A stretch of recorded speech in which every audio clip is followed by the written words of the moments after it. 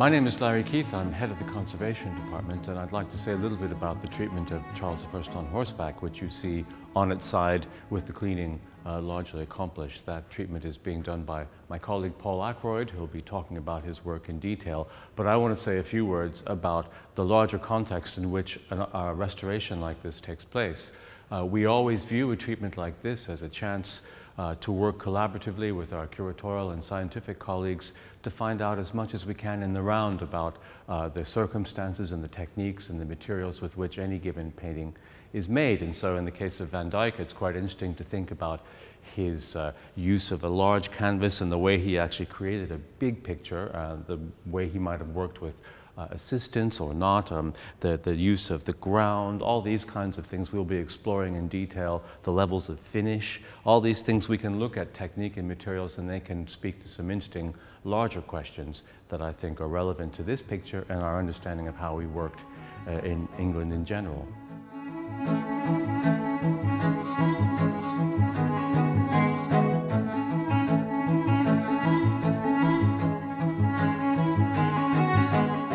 My name is Bart Cornelis. I'm the curator of Dutch and Flemish paintings here at the National Gallery, and we're here in front of this large equestrian portrait by Anthony van Dyck, which is currently being restored.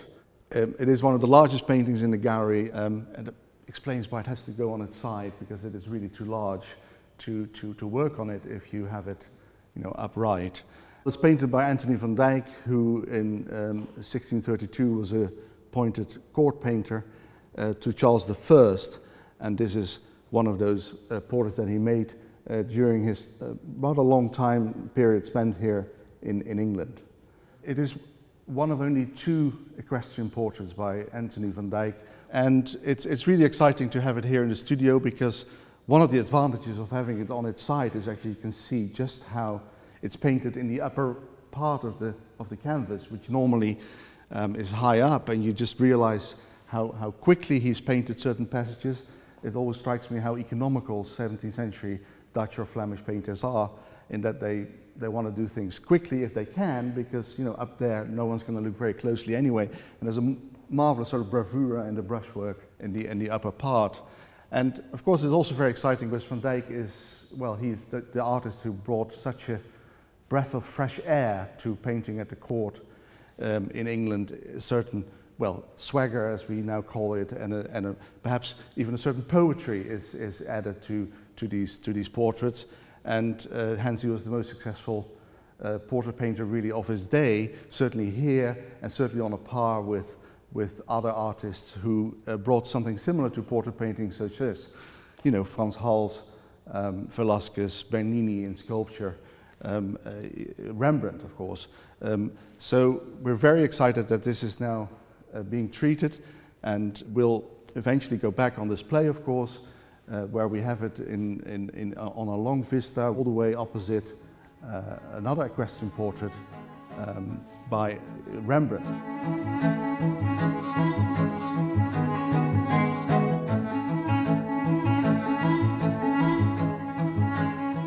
I'm Paul Ackroyd. I'm one of the conservators working here at the National Gallery, and I've been working on the equestrian portrait of Charles I by Van Dyck. I should say something about the conservation history of this, what the painting has been through. It was sold in 1650 by Cromwell at the Commonwealth sale after Charles's death. And from there it travelled to Flanders and then on to Bavaria, and then came back to this country in about 1706. The painting was acquired by the gallery in 1885, and from then very little happened to it in terms of its restoration. It was really just given a sort of light surface cleaning to remove some surface grime and dirt, and then revarnished, and that happened over several occasions. From 1885 right up until 1952, when the painting was last fully cleaned and restored. Considering what the painting has been through, it is in really quite remarkable condition. There aren't that many actual losses, full-scale losses. There are a few isolated ones like these here, and there are, of course, losses across this join here. because Van Dyck painted the painting on two pieces of canvas that were sewn together, and this is the sewn join here. But really it is in a pretty good state. There is a certain amount of abrasion of the paint that's happened in previous cleanings, previous to 1952, probably in the 18th and 19th centuries. There is one notable sort of damage up in this corner here where you see a circular area here where the paint has been worn down, really right down to the canvas almost. And I think what's happened there is that they've mistaken a change that Van Dyck made. You can see some sort of a darker patch there where there is some evidence where Van Dyck had originally intended some leaves, put some leaves in of the trees that extended over where that cloud is now, then changed his mind and painted the cloud over those trees. And over time, that change has become more apparent. And a restorer has come along and thought that a lot of that cloud paint was overpaint and taken that off in that area, and then suddenly stopped when he realised that he was actually taking some of the original paint off. And you can again see here where there's an area here, a sort of slightly dark area here where Van Dyck had originally put in some leaves similar to these here, and then changed his mind and painted that dark cloud over the top. And there is a certain amount of abrasion in this foreground here, and in the landscape just underneath those trees there's quite a large area of abrasion.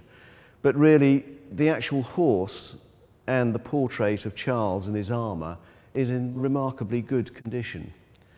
The reason why we decided to clean this painting now, even though the painting had been last restored in 1952, is because of the materials that were used at that time had begun to discolour. The retouching has been done in ordinary artist oil paint, and they had discoloured quite markedly, particularly the area of restoration in that blue sky. The colour had gone yellow and brown, which had given it a rather muddy looking sort of colour, rather than that beautiful vivid blue of the ultramarine. And also the varnish that was used at that time, which was a mastic varnish, a natural resin varnish with some oil in it, had also discoloured to quite a degree. And it had actually not just discoloured, but had also gone quite milky, quite foggy. So that in these dark areas, you lost a lot of definition in the shapes and forms. So during the cleaning, I've been using, as we do with all paintings, cleaning all paintings here, we use sort of cotton wool swabs with organic solvents to remove the varnish and the old overpaint. And at times, we have had to engage the scientific department to look at areas of possible overpaint. I mean, there was some very old overpaint in this area of this sleeve here of the page, which had covered up a little bit of abrasion. And that had to be looked at to see what was original and what wasn't. The cleaning process has probably taken something like 5 to 6 months thus far. There is some more cleaning to come, but the cleaning process is pretty much finished. The retouching will take a great deal longer. It will probably take about sort of a year to 18 months. The big areas of damage, like the sky, the loss of the ultramarine blue in the sky, does not present a huge amount of difficulty in reconstruction. There are certain areas, such as that area of wear in the landscape, which is a bit more difficult to decide what to do in that sort of area in terms of retouching. But we can make reference to the sketch for this picture, which is in the Royal Collection, and refer to that. And some of the planes in the foreground will need a bit more definition during the retouching, and there is some abrasion here in the horse's tail. But there aren't any, really large areas that require reconstruction. The areas such as these leaves here, which look quite blue, probably had a yellow lake mixed in with the blue paint, which would have made it look a lot greener. But that yellow lake has faded and left those plants looking quite blue.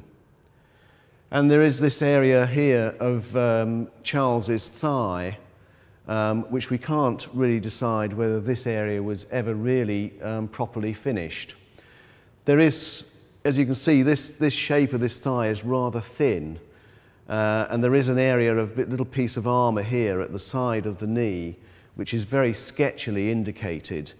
There doesn't look like there's been an awful lot of abrasion of the black and dark paint in that area. There may be some, but it doesn't really explain why that area, doesn't really work as a finished piece of painting. And we're not quite sure what this blue sort of highlight is here, whether that's just a sort of fold in the cloth, whether this cloth had some kind of satin-like fabric which had a sheen to it or not.